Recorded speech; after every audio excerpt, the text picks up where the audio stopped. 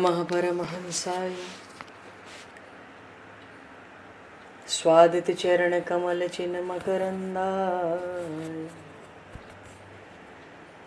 भक्तजन मानस निवासाय श्री रामचंद्राय नमः।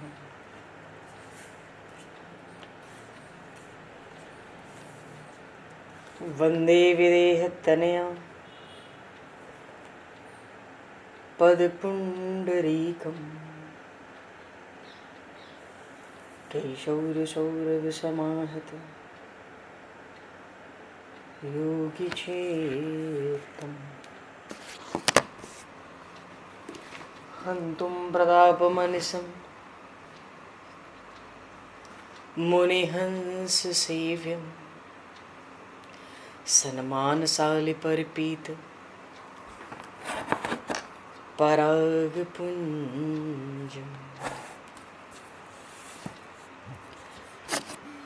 यत्र यत्र रघुनाथकीर्तनं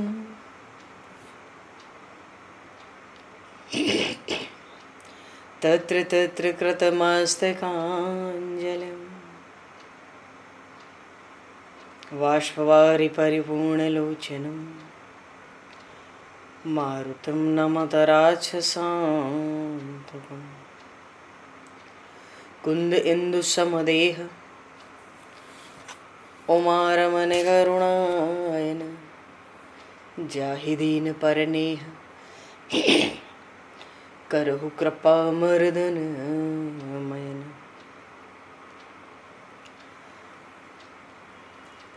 प्रहलाद नारद पराशर पुंडरीक व्यासे अम्बरीश शुक शौनक भीष्म दालभ्याम रुक्मांगद अर्जुन वशिष्ठ विभीषणादीन एतानहं परम भागवतान् नमामि।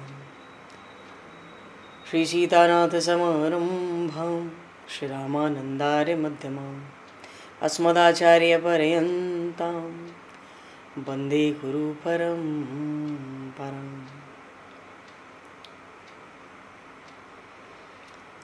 वर्णानामर्थसङ्घानां रसानां छन्दसामपि मङ्गलानां च कर्तारो वन्दे वाणी विनायकौ।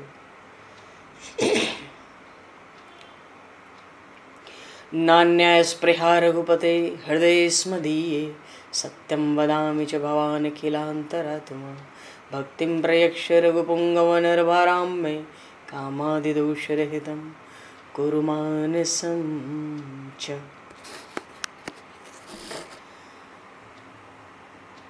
बंधु तुलसी के चरण भक्त भक्ति भगवंत गुरु चतुर्नाम वपु एक तिनके पद वंदन के नाशहि विघ्न अनेक। बंधु तुलसी के चरण जिनकी न्यो जग काज कल समुद्र घोरत लगो प्रगट्यो सप्त जहां। श्री गुरु चरण सरोज रज निज मन मुकुर सुधार वर्णो रघुवर विमल यश जोदायक फलचार। हरि शरण। श्री राम जय राम जय जय राम श्री राम जय राम जय जय राम। सीताराम जय सीताराम राधे श्याम जय राधे श्याम। जय रघुनंदन जय सिया राम जानकी वल्लभ सीताराम। श्री राम जय जय राम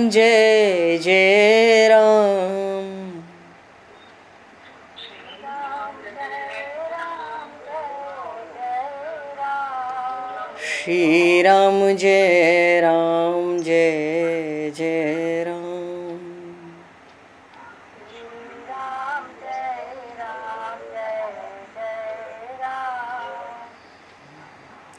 जय सिया राम जय जय हनुमान।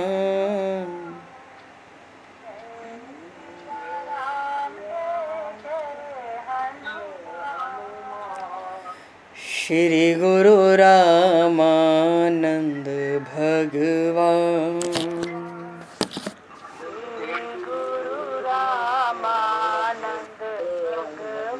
श्री गुरु रामानंद भगवान।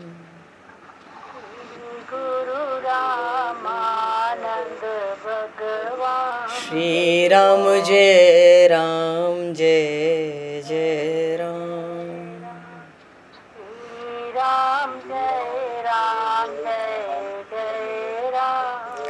जय सिया राम जय जय सिया राम।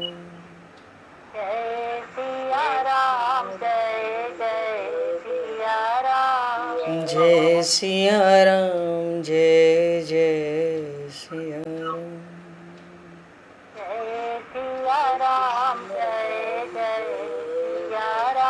बोली सियावर रामचंद्र भगवान की जय। संपूर्ण राम दरबार की जय। श्री अवध मिथिला धाम की जय। श्री बांके बिहारी लाल की जय। 84 कोस ब्रजमंडल धाम की जय। श्री रामचरितमानस जी महाराज की जय। श्रीमन्नाम महाराज की जय। श्री पंडरीनाथ भगवान की जय। कली पावन अवतार गोस्वामी तुलसीदास जी महाराज की जय। सब संतन की जय, सब भक्तन की जय, समस्त वैष्णवन की जय, समस्त पूर्वाचार्य चरणन की जय, समस्त संप्रदाचार्यन की जय। श्री सद्गुरुदेव भगवान की जय। गंगा मैया की जय, जमुना मैया की जय, सरजू मैया की जय, गौ माता की जय, तुलसी माता की जय, पृथ्वी माता की जय, एकाशी महारानी की जय। जय जय श्री सीताराम, जय जय श्री राधे श्याम। नमः पार्वती पते हर हर महादेव। हरिशरणम। अनंत कोटि ब्रह्मांड नायक सर्वेश्वर पूर्ण परात्पर ब्रह्म असंख्य कल्याण गुणगणलय भक्तवांशा कल्पतरु शरणागत वत्सल भक्तवत्सल दीनबंधु दया सिंधु श्री कौशल्य आनंद वर्धन श्री दशरथ नंदन श्री जानकी कंठभूषण भगवान श्री सीताराम जी महाराज की असीम कृपा करुणा से श्री हनुमान जी महाराज की परम पावन भावमयी सन्निधि में महापुरुषों की भावमयी उपस्थिति में एवं आप सभी श्रद्धालु भक्त वैष्णवों की मंगल सन्निधि में मानव जीवन का सर्वोत्कृष्ट फल भगवत गुणगान भगवत कथा का आनंद हम सभी श्री राम कथा के माध्यम से प्राप्त करने जा रहे हैं। सर्वप्रथम आप सभी भक्त जनों के श्री चरणों में भगवत भाव से सादर वंदन सादर नमन। आप सभी को यथा योग्य जय सिया राम, जय जय श्री राधे हरि श्याम, जय श्री राम।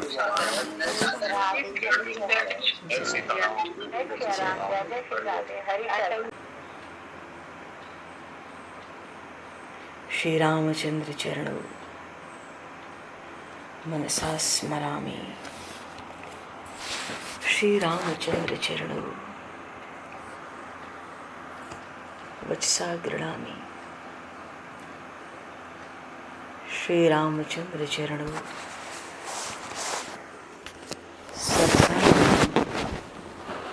श्री रामचंद्र चरणौ शरणं प्रपद्ये।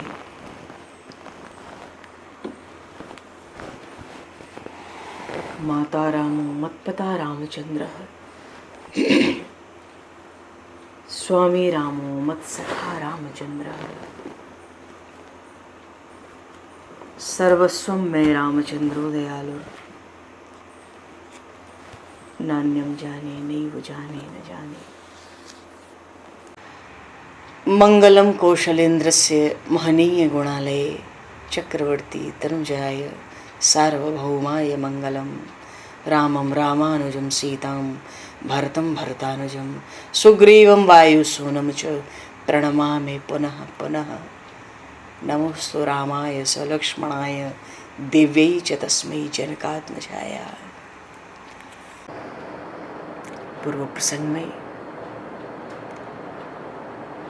गोस्वामी जी ने श्री रामचरितमानस में प्रसंग उठाया, एक बार प्रभु सुख आसीना, लक्ष्मण कहे बचन छल ही ना। पंचवटी में भगवान से सीताराम विराज रहे हैं। रात्रि के प्रथम प्रहर में प्रायः सत्संग का उपदेश श्रवण करने का भगवान के श्रीमुख से सभी को अवसर प्राप्त होता था।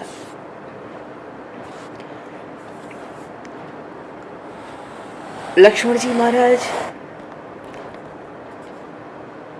तरह तरह से आध्यात्मिक पारमार्थिक प्रश्न प्रभु से पूछते हैं और प्रभु अपने श्रीमुखारविंद से उन प्रश्नों का उत्तर बड़े सुंदर उपदेश के माध्यम से और बड़े संक्षेप में दिया करते।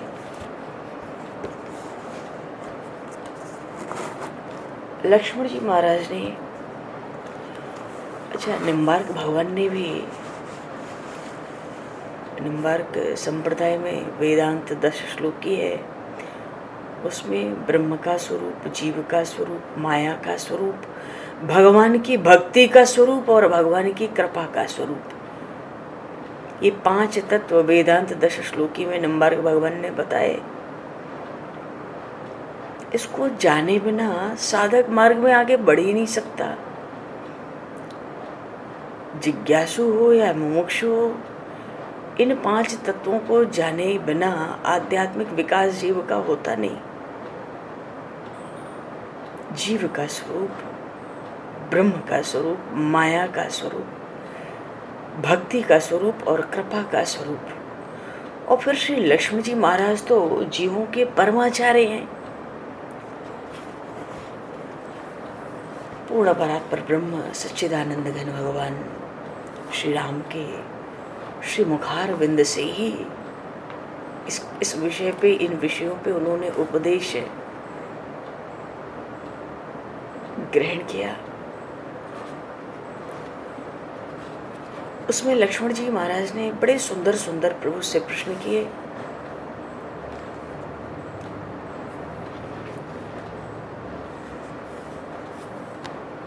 और भगवान ने इसमें इस प्रसंग में जो विस्तार किया अपने उपदेश का, वो है भक्ति, जो सार बात है।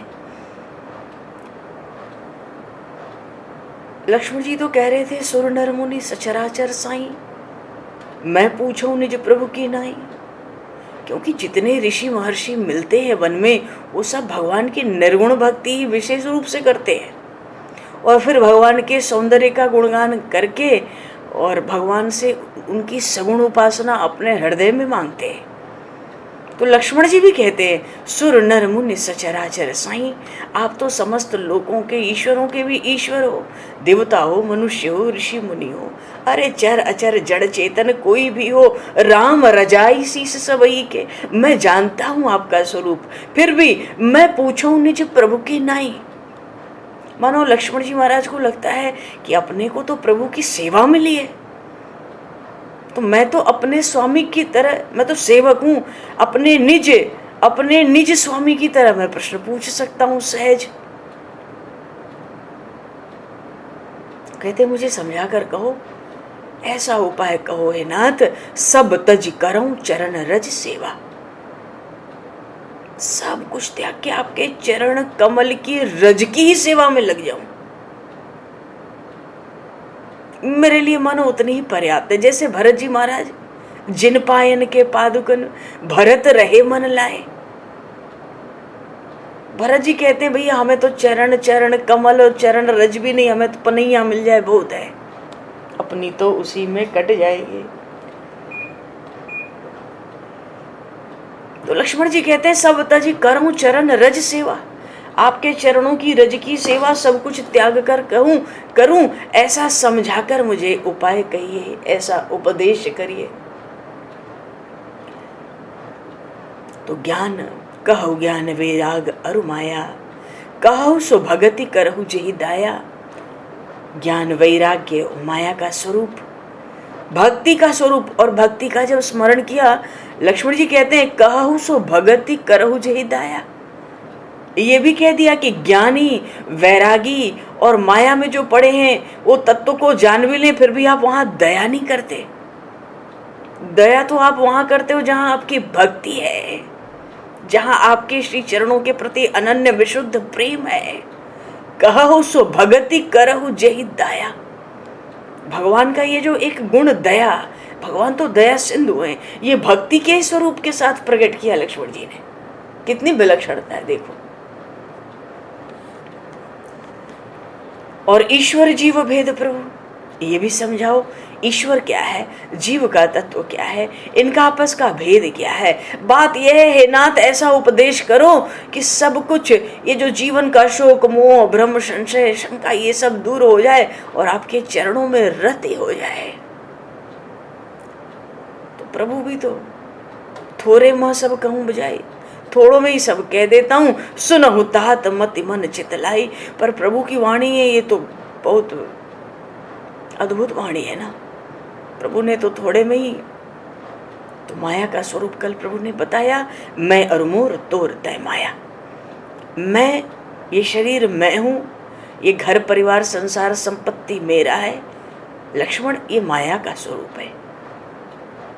और इस मैं मेरा कि रस्सियों में ही ये जीव बंधा है, वरना जीव को बांधने वाला कौन? अजी कौन किसको बांधता है, कौन किसको छुड़ाता है? जीव तो मैं और मेरा के संकल्प रूपी रस्सियों से स्वयं बंधा है। संत ज्ञानेश्वर जी महाराज कहते थे जीव को बांधने वाला दूसरा कोई नहीं, मैं और मेरा, ये दो रस्सियां ही हैं। जीव तो स्वतंत्र ही है, सहज। तो भगवान भी कहते हैं जय बस किन्हे जीव निकाया। ये मैं मेरा से ही सारे नाच हैं, सारे बंधन हैं, सारी दौड़ है। और उसमें भी भगवान ने बताया एक तो बड़ी दुष्ट रूपा है, बड़ी दुष्ट है। एक तरह दो तरह की माया है, विद्या और अविद्या। एक माया का स्वरूप बड़ी दुष्टता का है। दुष्टता क्यों? अतिशय दुख रूपा, वो बड़ा दुख देती है। तो ये जो मैं और मेरा है ना, शरीर को मैं मान लेना और संसार को हम मेरा मान लें, ये बड़ा दुख देता है। अतिशय दुख रूपा ये माया बड़ी दुष्ट है, ये ठगनी है। इसी के कारण जीव भवसिंधु में पड़ गया। और एक रचई जग गुण बस जाके, एक तो उत्पत्ति स्थिति प्रलय करती है।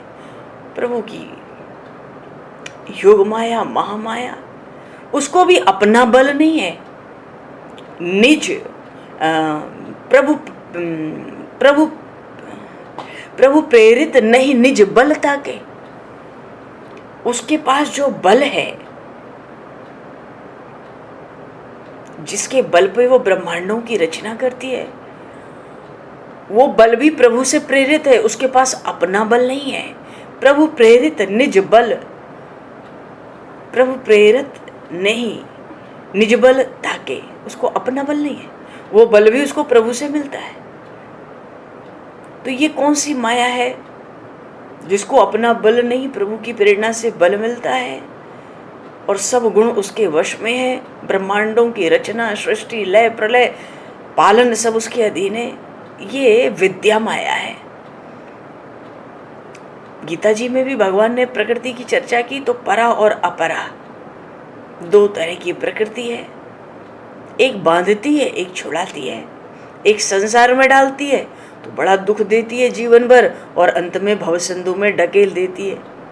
दूसरी संसार से निकाल के भगवान के सम्मुख करती है।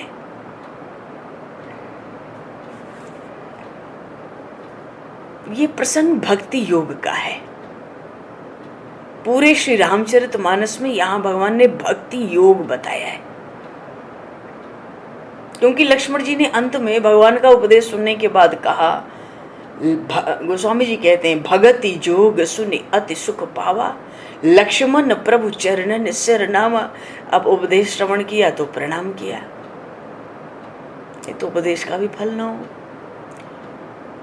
भक्ति योग पूरे रामचरितमानस में यही आया है। और भक्ति योग के साथ उन 5 स्वरूपों के भी विषय में लक्ष्मण जी ने प्रश्न किया, जिनका वेद शास्त्र के अनुसार बोध प्राप्त करना भवसागर पार करने वाले मुमुक्षु का परम ध्येय है।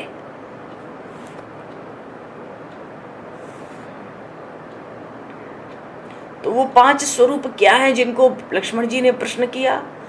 प्राप्यस्य ब्रह्मणो रूपम प्राप्तुश्च प्रत्यगामनः, प्राप्यस्य ब्रह्मणो रूपम प्राप्तुश्च प्रत्यगात्मनः, प्राप्ति पायम फलम प्राप्तेस्तथा प्राप्ति विरोधकः, वदन्ति सकला वेदाः से इतिहास पुराणकाः, मुनयश्च महात्मानो वेद वेदांत वेदिनः। वेद शास्त्र के अनुसार यही 5 तत्व है। पर स्वरूप, जिसको ब्रह्म का स्वरूप कहते हैं, स्वस्वरूप जीव का स्वरूप हुआ, उपास्य स्वरूप कृपा का स्वरूप हुआ, फल स्वरूप भक्ति का स्वरूप हुआ, और विरोध स्वरूप का अर्थ है माया का स्वरूप। कहु ज्ञान विराग अरु माया, कहु सुभगति करहु जहि दाया, ईश्वर जीव भेद प्रभु सकल कहो समझाए। ये जो सब कुछ पूछा उसमें 2 ही बात आरंभ में कहा। आरंभ में पूछने का कारण बताया कि सब तज करऊं चरण रज सेवा, और पीछे से कहते हैं ये सब आप अगर हमें समझा दें तो फिर तो मेरी आपके चरणों में रति हो जाए। जाते हुई चरण रति शोक मोह भ्रम जाए। जो ज्ञान और वैराग्य होता है वो उपासना का स्वरूप होता है, उपास्य का स्वरूप होता है ज्ञान और वैराग्य। लेकिन भक्ति तो फल स्वरूप है।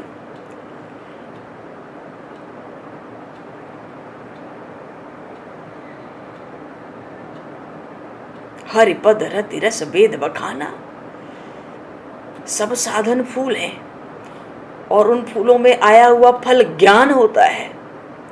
सब साधन फूल हैं और जब सब साधन के फूल फल बनते हैं तो वो ज्ञान कहलाता है। तो ज्ञान तो फल है, पर उस ज्ञान रूपी फल की मिठास तो भक्ति ही है।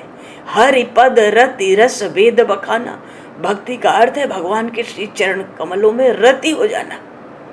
तभी तो लक्ष्मण जी कहते हैं सब तज करऊं चरण रज सेवा।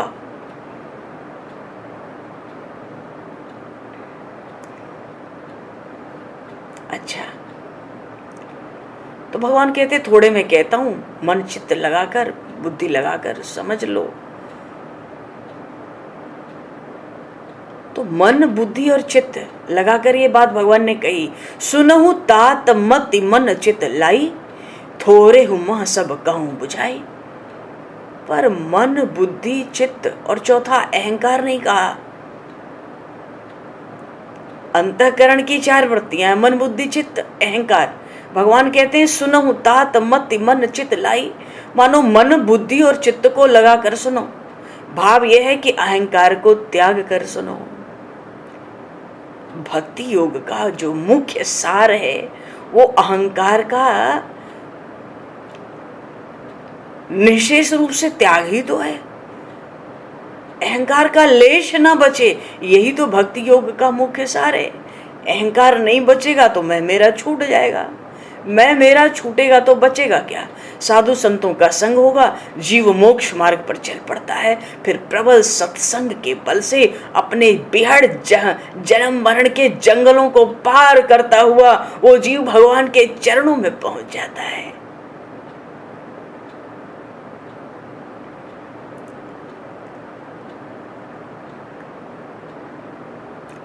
तो माया का स्वरूप 2 भेदों से बताया है। एक बात तो ये कहा मैं अरु मोर तोरता है माया, तो ये तो हो गई अविद्या माया, मैं मेरा तू तेरा। और गो गोचर जहां लगी मन जाई, ये विद्या माया बताई। इसका भी मूल कारण अहंकार ही होता है। जगत में जो तरह तरह का दर्शन हमको होता है, जो भी दृष्टि से दिख रहा है, सब अहंकार मूलक ही कहा गया है। सृष्टि में समदृष्टि से, समता से अगर जगत को ब्रह्म रूप में, परमात्मा के रूप में देखा जाए तो इसको ज्ञान कहा गया है। भगवान ने ज्ञान बताया कि ज्ञान क्या है। माया का स्वरूप बताकर प्रभु ने ज्ञान बताया कि ज्ञान मान जह एकौ नाही, देख ब्रह्म समान सब माही। बस पूरा ज्ञान, ज्ञान क्या है एक चौपाई में प्रभु ने बताया, क्योंकि पहले ही कह दिया था थोड़े हुमा सब कहूं बुझाई, थोड़े में ही सब समझा दूंगा। ज्ञान क्या है? ज्ञान मान जह एकौ नाही, देख ब्रह्म समान सब माही।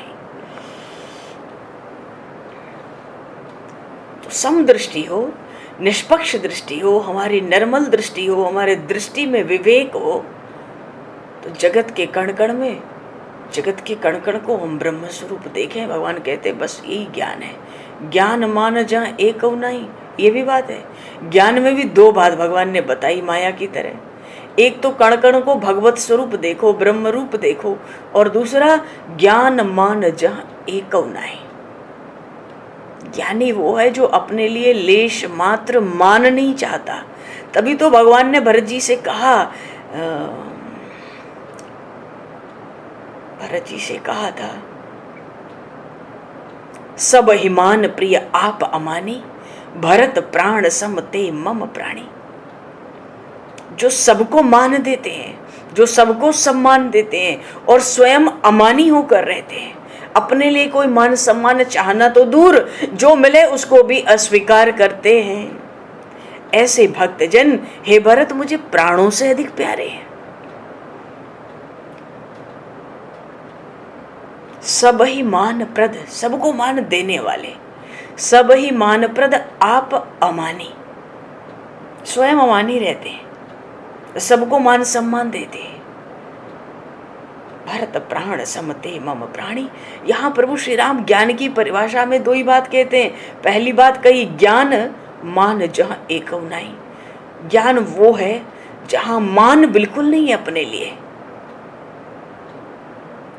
जो मान सम्मान की लेश भी कामना करे वो ज्ञानी हो नहीं सकता, त्रिकाल में नहीं हो सकता। और दूसरी बात बताई, देख ब्रह्म समान सब माही। सब जीवों में चर अचर समान रूप से परमात्मा का, ब्रह्म का दर्शन करता हो।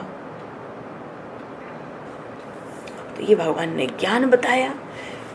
फिर कहते हैं वैराग्य क्या है? प्रभु कहते हैं कही तात सो परम वैरागी। हे तात, हे लक्ष्मण, उसको परम वैरागी कहते हैं। किसको? तृण सम सिद्ध तीन गुण त्यागी। तृण सम,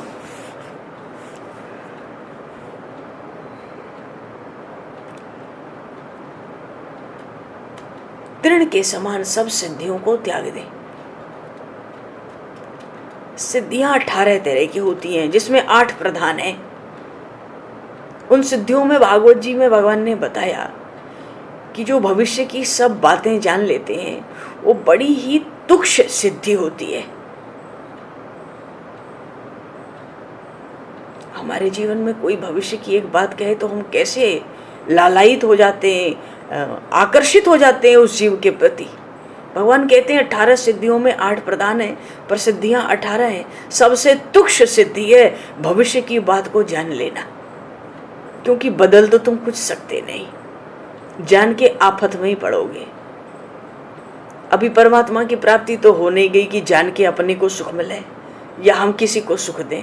ये तो अपने लिए दुख और सामने वाले के लिए बस दुख की ही व्यवस्था है, क्योंकि बदल तो कुछ सकते नहीं। प्रारब्ध में हेर फेर तो कोई करने की सामर्थ्य रखता नहीं। तो भगवान कहते हैं परम वैरागी वो है जो तृण के समान, घास फूस के समान सिद्धियों को त्याग दे। भजन के मार्ग में सिद्धियां आती हैं, सारी सिद्धियां भक्त में सहज आती हैं। अष्ट सिद्धि नवनिधि भक्त के दरवाजे पे लोटा करती है। श्री तुकाराम जी महाराज कहते थे जाओ कहने से भी नहीं जाती है। चारों मुक्तियां हरिदासों की दासियां बन के रहती हैं, हटाने से भी नहीं हटती हैं। तो परम वैरागी कौन है? जिसने तृणवत समस्त सिद्धियों को त्याग दिया, क्योंकि 18 सिद्धियों में एक भी सिद्धि में रुझान हुआ तो सब मिल सकता है, भगवान नहीं मिलेंगे। हमारी सब बात संसार की बन जाएगी, घर परिवार संपत्ति की बात बन जाएगी, पर परमात्मा नहीं मिलेंगे, परमात्मा का प्रेम नहीं मिलेगा, हम भवसिंधु से पार नहीं लगेंगे। वो तो निष्कामता चाहिए वहां पर, बिल्कुल निष्काम। वहां कामनाओं से बात बनती नहीं, कामनाएं तो बंधन है जी। कामनाओं की बेड़ियों में ही हम जकड़े हैं, जकड़े हुए आए हैं। तो परम वैरागी वो जो संसार की बड़ी से बड़ी, संसार छोड़ दो, कहीं कहीं तो प्रभु ने कहा लोक परलोक, किसी भी वस्तु पदार्थ की कामना नहीं करनी चाहिए। जब तक लोक परलोक की किसी वस्तु की किसी रूप में हमें कामना है, हम पे प्रभु की कृपा हो नहीं सकती। ये कृपा का स्वरूप है, महापुरुषों ने अपनी वाणियों में बताया है। भगवान की कृपा चाहते हो तो लोक परलोक की जितनी वस्तुएं पदार्थ कामनाएं हैं बिल्कुल त्याग दो। संसार को तो त्यागो ही, स्वर्ग को भी 9 गज दूर से प्रणाम करके चल निकलो। माया नदी का पानी प्यारे बड़े वेग से खींचता है और बड़े बड़े तैराकों को उठाकर ऐसा पटकता है, पता नहीं पड़ती। नून तेल लकड़ी के चक्कर में बड़े बड़े मतिमानों की मिट्टी पलित हो गई, जो बड़े बड़े विद्वान थे आध्यात्म के मार्ग के, परमार्थ के मार्ग के। इसलिए प्रभु कहते हैं त्रिन सम सिद्धि तीन गुण त्यागी। कभी इनके सिद्धियों के चक्कर में कभी ना पड़े। और माया ईश न आप कह जान कही सो जीव, बंद मोक्ष प्रद सर्व पर माया प्रेरक ईश। मानो वैराग्य की सिद्धि कब होगी? जब तृणवत सब सिद्धियों को त्याग दिया जाए। मानो लोक से लेके परलोक तक किसी वस्तु में कोई आकर्षण न बचे।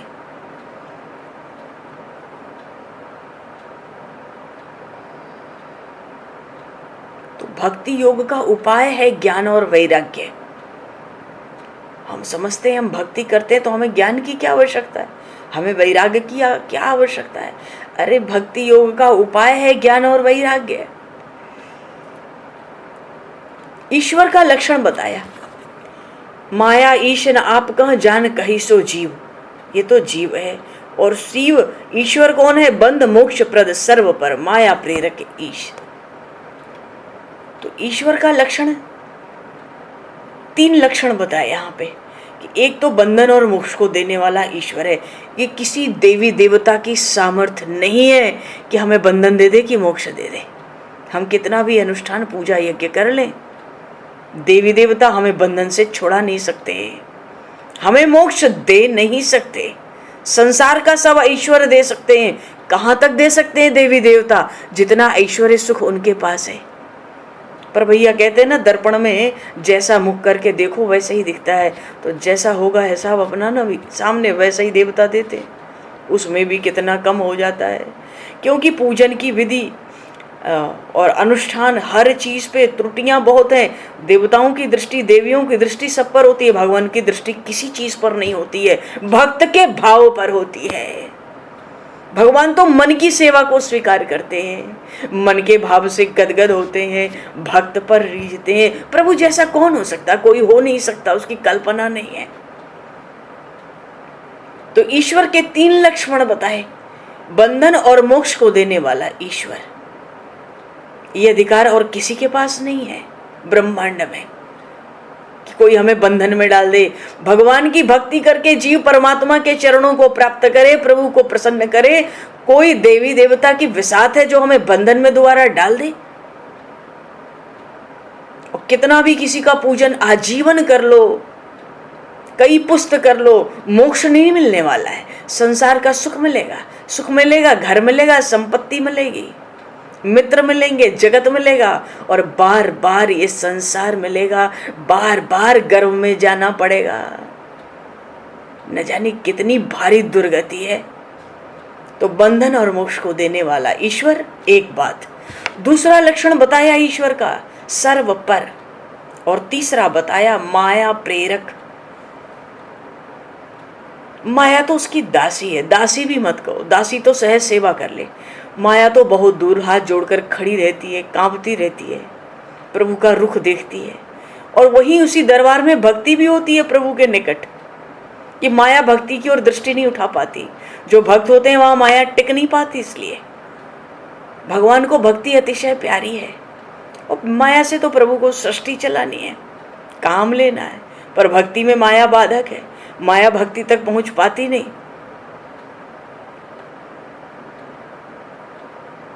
भक्त जो सगुण उपासना करते हैं, भगवान श्री रामकृष्ण की जो सगुण उपासना करते हैं, ब्रह्म की सगुण रूप से जो उपासना करते हैं, वो तो मुक्ति नराधई भक्ति लुभाने, वो तो मुक्ति का नरादर करते। तो परमात्मा बंधन और मोक्ष देने वाला है, सबसे परे है और माया का प्रेरक है। सर्व परे है, सर्व पर का अर्थ है सर्व परे मानो सबसे बड़ा। अगर ये पता चल जाए कि परमात्मा ही सबसे बड़ा है, तो जीव का अहंकार जाता रहता है, अहंकार बचता ही नहीं।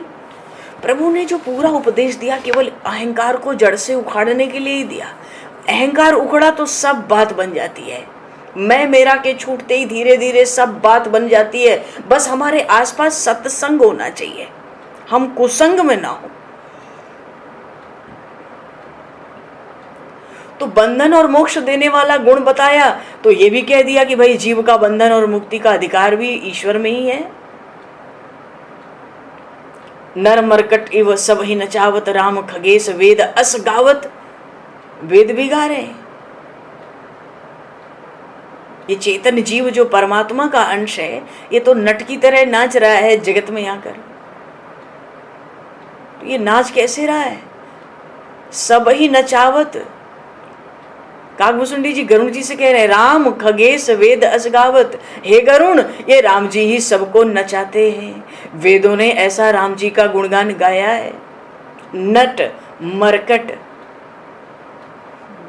कहाँ तो जीव चेतन और माया में पड़कर ये बंदरों सा नाच नाचता है। सब ही नचावत, राम खगेश वेद अस गावत।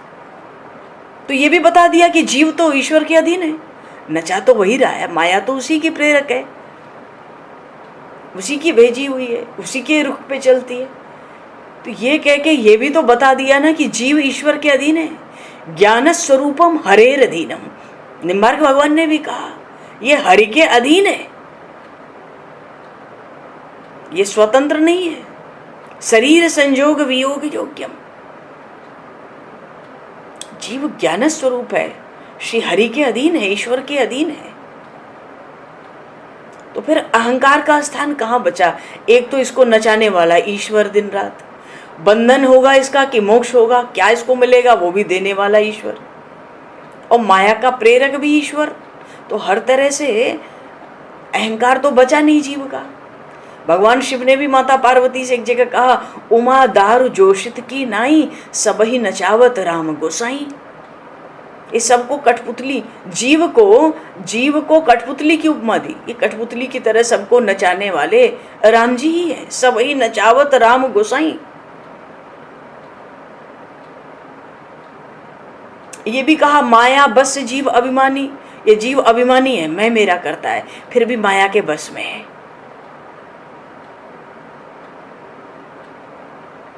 तो जब तक अभिमानी है तभी तो माया के वश में है, जब तक मैं मेरा है तभी तो वो जगत के अधीन है। ईस बस से माया गुण खानी, और माया ईश्वर के अधीन है। गुणों सत रज तम, 3 गुणों की खान है यह माया, पर ईश्वर के अधीन है। तो जीव तो जगत में पड़कर माया के अधीन हुआ, और माया ईश्वर के अधीन। तो यहाँ तो जीव के अहंकार की आत्यंतिक निवृत्ति सूचित कर दी कि तुम माया के वश होकर के दिन रात नाचते डोलते हो, सब ही नचावत राम गोसाई, और ये जिसको जो माया तुम्हें नचाती है वो उस परमात्मा ईश्वर के अधीन है। जीव माया के वश हो रहा है, माया ईश्वर के वश में है। परबस जीव स्वबस भगवंता। इसलिए भगवान ने कहा माया ईस न आप कह जान कही सो जीव। जीव वो है न तो माया का स्वरूप जानता है वो, न वो ईश्वर का स्वरूप जानता है और न खुद का स्वरूप जानता है। न तो वो ये जानता है कि संसार झूठा है, न तो वो ये जानता है कि परमात्मा सर्वशक्तिमान है, सर्वतंत्र स्वतंत्र है, और न वो ये अपना स्वरूप जानता है कि मैं परमात्मा का अंश हूँ। माया ने फिर भी मुझे नाच नचाया क्योंकि मैं अपने परमात्मा से विमुख हूँ, मैं भगवान के सम्मुख नहीं हूँ, मैं उनकी शरण नहीं हूँ। अरे तभी तक तो जीव को माया नचा सकती है। जीव के हृदय में भगवत प्रेम आए तो माया की दृष्टि नहीं पड़ सकती भक्तों पर।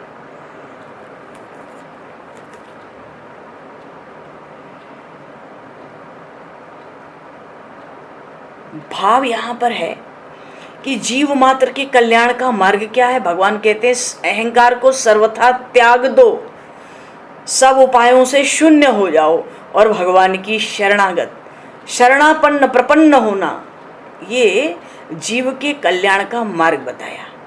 बिल्कुल अहंकार को त्याग कर, सब उपाय से शून्य होकर, मने हार कर, और भगवान की शरण होना, इसी को प्रपत्ति कहते हैं।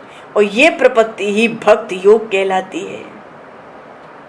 इसलिए भगवान ने भक्ति योग की महिमा में कहा जाते बेगी द्रवों में भाई, सो मम भगति भगत सुखदाई, सो स्वतंत्र अवलंबन आना, तेहि आधीन ज्ञान विज्ञाना। कोई ज्ञान और विज्ञान, ज्ञान और वैराग्य को प्राप्त करके भक्ति करे। प्रभु कहते तुम पहले भक्ति करो, ज्ञान वैराग्य तुम्हारे अधीन हो जाएंगे। तेहि आधीन ज्ञान विज्ञाना। और भक्ति स्वतंत्र है, वो किसी के अधीन नहीं है।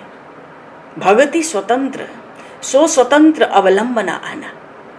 उसको किसी दूसरे के सहारे की आवश्यकता नहीं है कि ज्ञान वैराग्य नहीं होगा तो भक्ति बढ़ेगी नहीं, पुष्ट नहीं होगी। बोले नहीं, भक्ति पुष्ट हो जाएगी तो ज्ञान विज्ञान सहज चलकर आ जाते हैं। सो स्वतंत्र अवलंबन आना, तेहि आधीन ज्ञान विज्ञाना। पर ये भक्ति मिले कैसे? ये भक्ति मिले कैसे?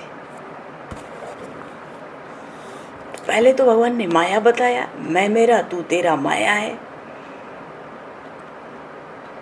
और ज्ञान बताया कि सब में ब्रह्म भाव रखना, भगवत रूप सबको देखना, जड़ चेतन कोई भी हो तीन लोक में वो ज्ञानी है जो सबको भगवत स्वरूप देखता है। वैरागी, परम वैरागी वो है जिसने तृणवत घास फूस की तरह बिल्कुल सब सिद्धियों को त्याग दिया हो, तीनों गुणों को त्याग दिया हो, जो गुणातीत हो गया हो, वो परम वैरागी है। जीव कौन है? जो न तो माया को जानता है कि ये ठग रही है, न वो ईश्वर को जानता है कि मैं किसी का अंश हूँ, किसी के अधीन हूँ, ये जगत किसी की सत्ता से चलता है। तो वो अपने स्वरूप को नहीं जानता, वो जीव है जो कुछ जानता ही नहीं, बिल्कुल जड़ है, मूर्ख है। और ईश्वर कौन है? जो बंधन और मोक्ष को दे, जो सबसे बड़ा है, जो माया का प्रेरक है, वो ईश्वर है। और भगवान ने इसके बाद भक्ति की महिमा गाई, भक्ति का स्वरूप बताया। भक्ति के स्वरूप में सबसे पहले प्रभु ने क्या कहा? धर्म ते बिरति जोग ते ज्ञाना। लाजवाब बात है। अब भक्ति का प्रभु ने विस्तार किया। भक्ति क्या है? धर्म ते बिरति जोग ते ज्ञाना। ज्ञान मोक्ष प्रद वेद बखाना। भाव है धर्म ते बिरति जोग ते ज्ञाना। इसका अर्थ है जब तक अपने अपने वर्ण आश्रम आदि के अनुसार स्वधर्म का पूर्ण पालन नहीं किया जाएगा तब तक वैराग्य उत्पन्न होता ही नहीं। क्योंकि वर्ण, अपना वर्ण, अरे हम ब्राह्मण हैं, क्षत्रिय हैं, वैश्य हैं, शूद्र हैं, ये वर्ण है। जो वर्ण है शास्त्र की आज्ञा के अनुसार अपने वर्ण का पालन करना, जो कहा जाए अपने वर्ण के लिए वैसा जीवन कर रखना, और आश्रम ब्रह्मचर्य है, गृहस्थ है, वानप्रस्थ है, संन्यास है, उसके अनुसार जीवन होना। मानो अपना वर्ण और अपना आश्रम, इसके अनुसार स्वधर्म का पूर्ण पालन, शास्त्र सम्मत स्वधर्म का पूर्ण पालन, अपने अपने धर्म का। तो जब स्वधर्म का पूर्ण पालन होता है तो वो निष्काम हो जाता है, जीव निश्चित निष्काम हो जाता है।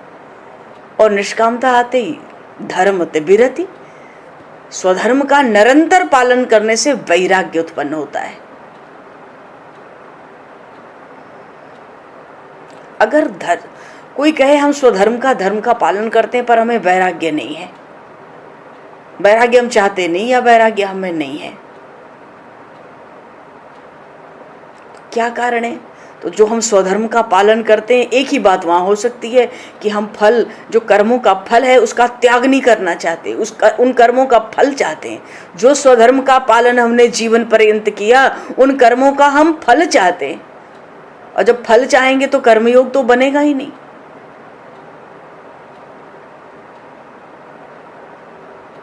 और जब तक निष्काम कर्मयोग नहीं होगा तब तक जोगते ज्ञाना, धर्म ते विरति जोगते ज्ञाना। स्वधर्म का अपने अपने जीवन में पूर्ण पालन करने से वैराग्य उत्पन्न होता है। और जब तक निष्काम कर्म योग नहीं होगा, ज्ञान उत्पन्न नहीं होगा। पहले वैराग्य होगा फिर ज्ञान होगा। वैराग्य होगा पहले तो वो ज्ञान जो आगे होने वाला है वो टिक जाता है, वो स्थिर रहता है। अगर वैराग्य का आधार न हो तो जीवन में ज्ञान टिकता नहीं, वो ज्ञान बह जाता है। ज्ञान का आधार ही है वैराग्य। भगवान ने बड़ी गूढ़ वाणी यहाँ पर कही, धर्म ते विरति जोग ते ज्ञाना, ज्ञान मोक्षप्रद वेद बखाना। स्वधर्म का पूर्ण पालन जीवन पर्यंत चले तो वैराग्य होता है। और जब तक निष्काम कर्म योग नहीं होगा, ज्ञान नहीं होगा, ज्ञान नहीं होगा तो मोक्ष की प्राप्ति कभी नहीं हो सकती। मोक्ष की प्राप्ति का आधार ज्ञान है।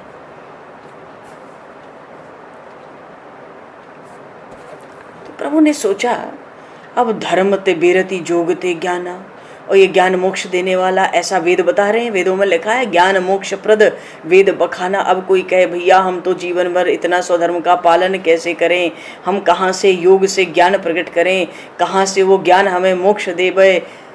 तो भगवान ने थोड़ी शांति दी कि अगर इधर नहीं चलना चाहते हो, ये दोनों मार्ग बता दिए, कर्मयोग भी बता दिया, निष्काम कर्मयोग, धर्म ते विरति जोग ते ज्ञाना कह के गीता जी का पूरा निष्काम कर्मयोग यहाँ प्रभु ने कह दिया। ज्ञान मोक्ष प्रद वेद बखाना। और आगे प्रभु ने भक्ति योग बताया। श्री रामचरितमानस के ये भक्ति योग का प्रसंग है और प्रभु ने भक्ति योग का बड़ा सुंदर वर्णन करके लक्ष्मण जी महाराज को सुनाया है। अब इतना सुन के तो कोई थोड़ा थक जाता है सुनने में ही कि धर्म ते विरति जोग ते ज्ञाना, ज्ञान मोक्ष प्रद वेद बखाना, इस सहज तो है नहीं। फिर भगवान ने तुरंत कहा, जाते बेगी द्रवहूँ मैं भाई, हे भाई जिससे मैं तुरंत द्रवित हो जाता हूँ, सो मम भगति भगत सुखदाई, वो तो मेरी भक्ति है। और ये मेरी भक्ति मेरे भक्तों को बड़ा सुख देती है। और वो भक्ति सो स्वतंत्र अवलंबन आना, उसको किसी सहारे की जरूरत नहीं है, न ज्ञान की, न वैराग्य की, न मोक्ष की, न वेदों के आधार की, कोई सो स्वतंत्र। भक्ति स्वतंत्र है, अवलंबन आना, उसको कोई सहारा नहीं चाहिए, किसी का सहयोग, किसी की सहायता नहीं चाहिए। और वो भक्ति अगर हाथ लग जाए तो तेहि आधीन ज्ञान विज्ञाना, फिर तो जहाँ भक्ति होती है ज्ञान वैराग्य विज्ञान सब वहीं चल के पहुँच जाते हैं। उनको अलग से बुलाना नहीं पड़ता, अलग से उनके लिए किसी साधन की आवश्यकता नहीं रहती।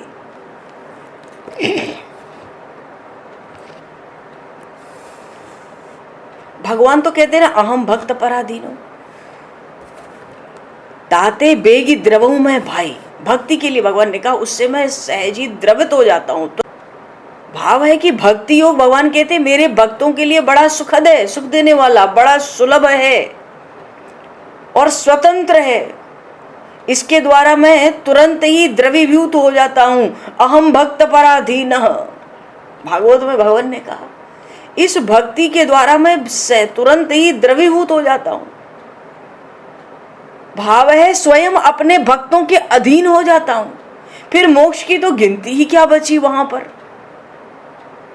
जब भगवान ही भक्तों के अधीन हो गए।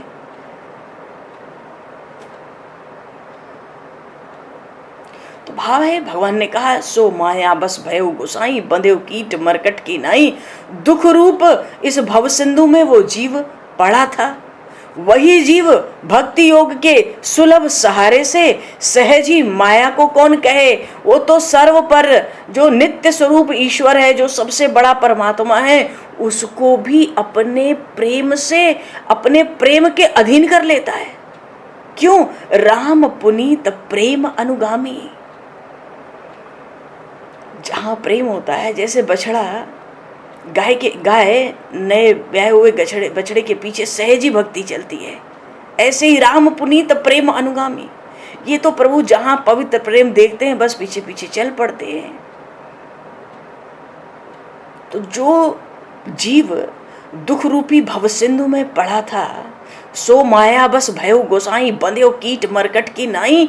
वही जीव भक्ति योग का बल पाकर, माया की क्या बात है, वो जो सबसे बड़ा सर्वतंत्र स्वतंत्र परमात्मा है ना, नित्य स्वरूप, उसको भी अपने अधीन कर लेता है, अपने प्रेम के अधीन। क्योंकि राम ही केवल प्रेम प्यारा, जान लेहु जो जान निहारा।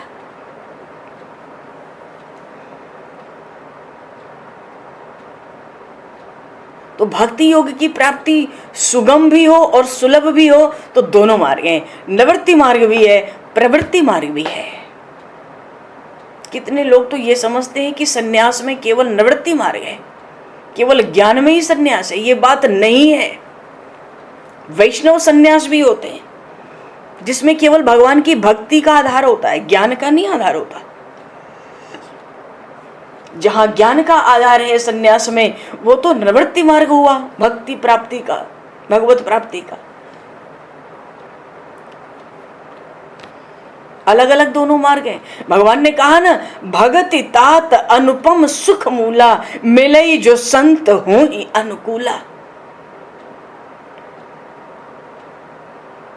संत अनुकूल हो, संतों की कृपा हो, गुरुजनों की कृपा होने पर भक्ति की प्राप्ति होने की बात उन बड़भागियों के लिए कही गई है जिनका मन प्रवृत्ति मार्ग से उपरत हो गया हो, उब गया हो घर गृहस्थी से, और जिन्होंने गृहस्थाश्रम धर्म का त्याग कर दिया हो, विरक्त वेश धारण कर लिया हो, किसी विरक्त संत सदगुरुदेव की शरण ले ली हो, सदा के लिए शिष्य भाव से उनकी सेवा में लग गया हो, शेष जीवन उनको अपना समर्पित कर दिया हो।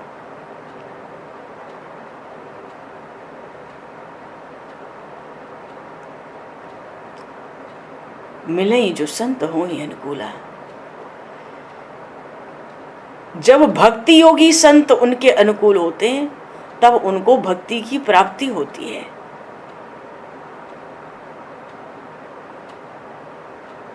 इसीलिए इस मार्ग में ये जो नवधा साधन भक्ति है उसका भी तो वर्णन प्रसिद्ध है, श्रवण कीर्तन आदि क्रम के अनुसार। और इसके क्रम को तो भगवान ने स्वयं अपने श्रीमुख से माता सबरी से भी कहा था। वो विरक्त भक्ता है, महर्षि मतंग की विरक्त शिष्या है। ये तो निवृत्ति मार्ग के लिए बताया ना, प्रथम भगति संतन कर संगा।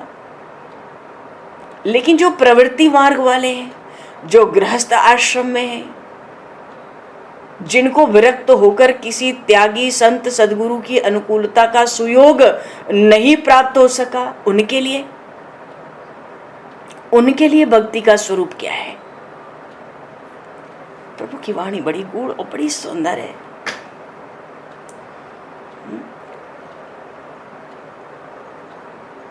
उनके लिए भगवान कहते हैं, भगति के साधन कहूं बखानी, सुगम पंथ मोहि पावहि प्राणी, प्रथम ही विप्र चरण अति प्रीति, निज निज कर्म नरत श्रुति रीति, एहि फल कर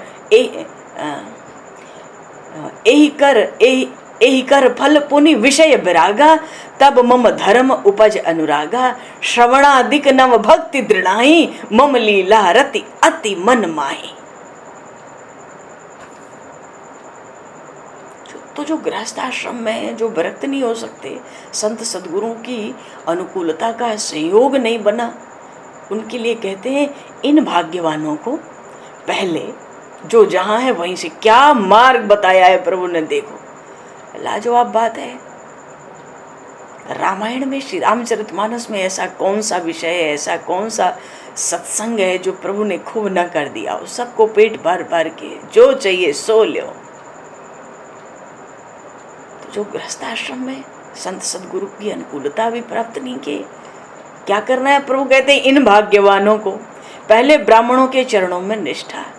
ब्राह्मणों में के चरणों में निष्ठा का भाव है साधु संत ब्राह्मण भक्त वैष्णव प्रेमी, क्योंकि यहाँ से भक्ति मिलती है। ब्राह्मणों के चरणों में निष्ठा होने का अर्थ है जिनके भी हृदय में भक्ति प्रतिष्ठित है उनमें निष्ठा रखना, उनका संग करना। ब्राह्मण से ज्ञान का उपदेश मिलता है। ब्राह्मण समाज का मार्गदर्शक है, ब्राह्मण सबका गुरु है, उसको ये अधिकार स्वतः प्राप्त है।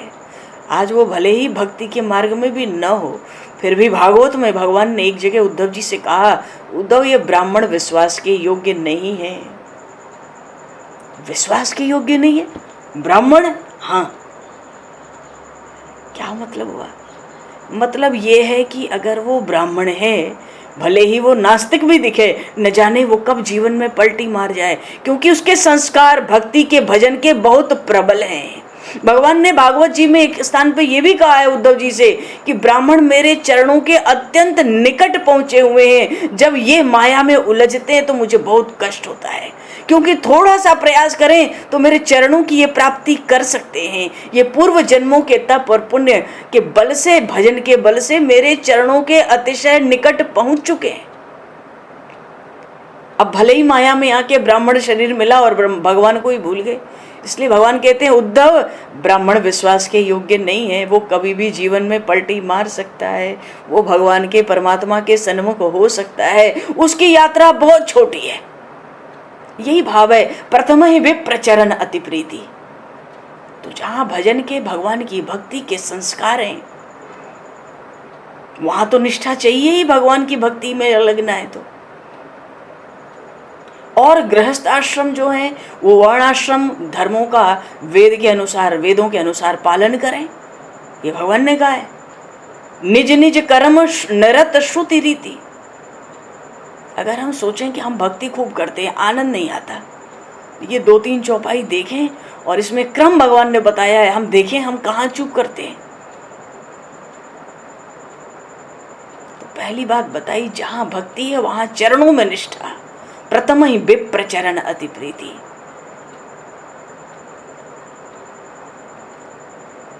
और वेदों की आज्ञा के अनुसार वर्ण आश्रम धर्म का पालन। उसके बाद ये 2 बात हुई, साधु संत वैष्णव महात्माओं के चरणों के प्रति अत्यंत प्रीति। दूसरी बात, अपने अपने वर्ण और आश्रम के धर्म के अनुसार, वेदों की आज्ञा के अनुसार धर्मों का पालन।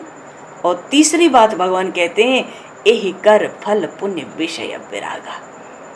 जब साधु संतों भक्तों के चरणों में अतिशय प्रीति होगी, हम अपने अपने वर्ण आश्रम धर्म के अनुसार धर्म वेदों की आज्ञा का पालन करेंगे, तो इसका फल ये होगा, हमें संसार के सुख से वैराग्य हो जाएगा। संसार में कोई रस नहीं मिलेगा, संसार से वैराग्य हो जाएगा। और जब संसार से मन हटेगा, वैराग्य का अर्थ ही है राग का खत्म होना, आसक्ति का खत्म होना। जैसे जैसे संसार से राग खत्म होता है, वैसे वैसे भगवान कहते हैं तब मम धर्म उपज अनुरागा, मेरे धर्मों के प्रति अनुराग प्रकट होने लगता है। ये दोनों बात एक साथ नहीं होती है। एक शहर से दूसरे शहर जाना हो तो एक शहर को छोड़ना पड़ता है, बिना छोड़े दूसरे शहर नहीं पहुंच सकते। और जब छोड़ते हैं तो एक शहर से दूर जाते हैं और दूसरे शहर के करीब पहुंचते हैं। इसलिए भगवान कहते हैं कि जब गृहस्थ में रह के जीव अपने वर्ण आश्रम के अनुसार वेदों की आज्ञा का पालन करता है, तो उसको धीरे धीरे संसार के सुखों से वैराग्य हो जाता है।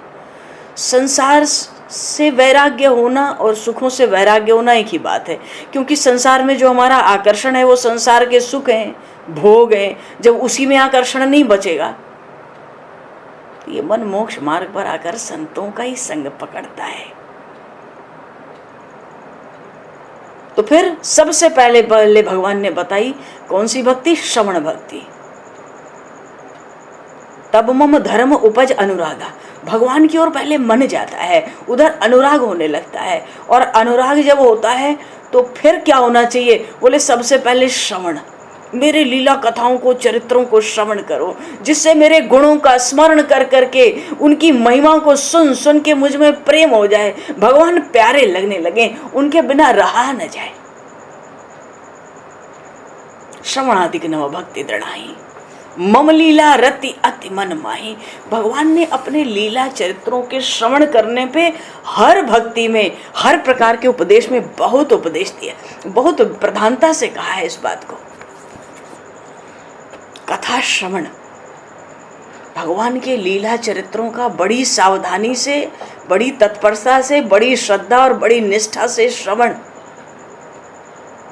श्री रूप गोस्वामी पाद जी कहते हैं भक्ति के 64 अंग हैं। केवल कथा सुनकर भगवान की प्राप्ति, भगवान के चरित्र सुन सुनकर भगवान की प्राप्ति, उसी से भगवान के नाम में भी रस आता है।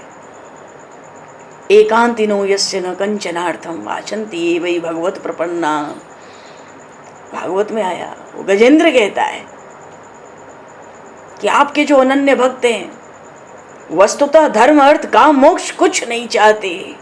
क्या करते हैं वो? भगवान हे नाथ आपके परम विलक्षण अतिशय अतिशय पवित्र चरित्रों का श्रवण कर करके आनंद के सिंधु में, आनंद में मग्न हुआ जाया करते हैं। बोलिए श्री भक्त वत्सल भगवान की जय। समय बहुत हुआ भगवान, पता नहीं पड़ी, पता भी वो ही पढ़ाते हैं, नहीं तो अभी अभी दृष्टि जाने का क्या अर्थ है। बोलिए सियावर रामचंद्र भगवान की जय। भक्ति का प्रसंग अभी आरंभ हुआ है। 2-1 दिन भगवान की इस भक्ति में भी भगवान की श्रीमुख से भक्ति की महिमा, भक्ति का सुख श्रवण करने का, कथन करने का भी अपना आनंद है, कीर्तन का भी अपना आनंद है। तो समय को दृष्टिगत करते हुए सियावर रामचंद्र भगवान की जय, सब संतन की जय, सब भक्तन की जय, सब गुरुदेव भगवान की जय। 2 पल प्रभु के नाम का कीर्तन करके वाणी को विराम दिया जाए। जय सिया राम, जय जय सिया राम, जय सिया राम,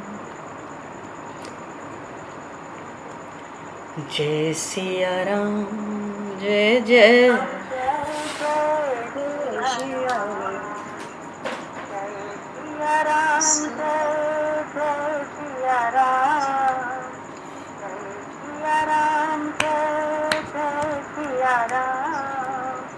जय सिया राम, जय जय सिया राम, जय सिया राम, जय जय,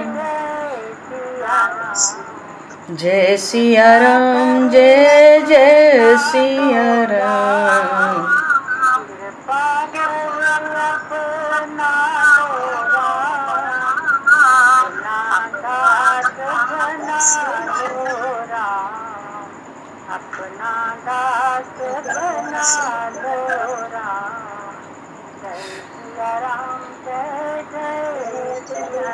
राम ही राम बस राम ही राम, राम ही राम बस राम ही राम, श्री राम जय राम, जय जय राम, श्री राम जय राम, जय जय राम। बोलिए सियावर रामचंद्र भगवान की जय। समय को दृष्टिगत करते हुए आज यहीं पर वाणी को विराम। वाक्य पुष्पांजलि प्रभु के श्री चरणों में सादर समर्पित। आप सभी को भी यथा योग्य जय सिया राम, जय जय श्री राधे। हरीश शरणम। जय श्री जय श्री राम।